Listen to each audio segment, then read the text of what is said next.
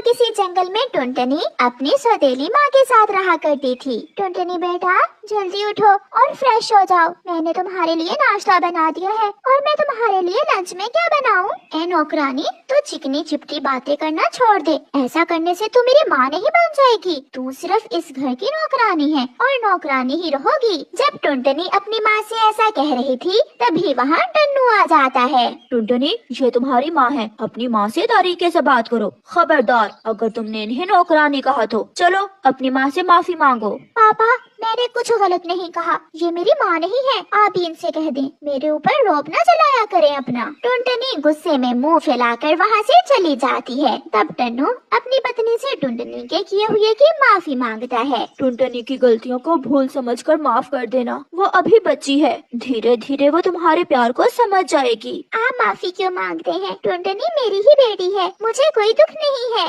धीरे धीरे समय तेजी से गुजरने लगता है। एक दिन टुनटुनी के स्कूल में फैशन कंपटीशन होता है। तब टुनटुनी घर आकर अपने पिता टुन्नू से कहती है, पापा, मेरे स्कूल में फैशन कंपटीशन है, आप मुझे नए जूते ला दीजिए। ठीक है, मैं ला दूंगा।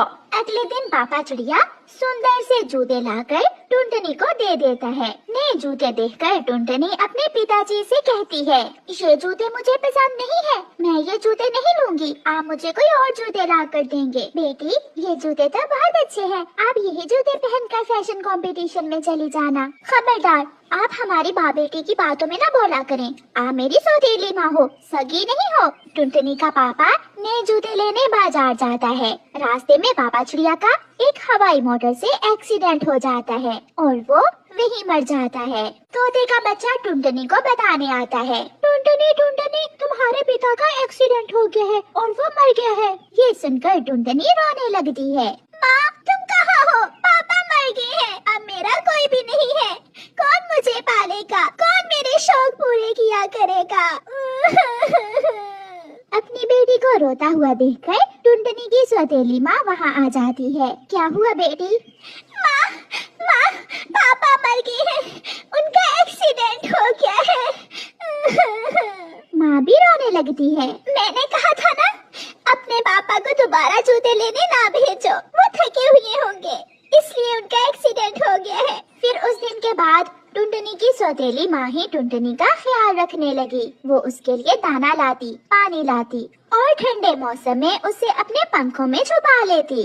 अब जाकर टुनटुनी को एहसास हो गया था कि उसकी माँ सौतेली जरूर है, मगर उसका प्यार सौतेला नहीं है। माँ, मुझे माफ कर दो, मैंने जो आपसे कहा, मैं आपको नौकर नौकर कहा करती थी। जो हुआ उसे भूल जाओ बेटी, मैं ही आपकी माँ हूँ, तुम मुझे जान से भी प्यारी हो, हम हमेशा साथ रहेंगे। फिर टुनटुनी अपनी माँ से बहुत प्यार करने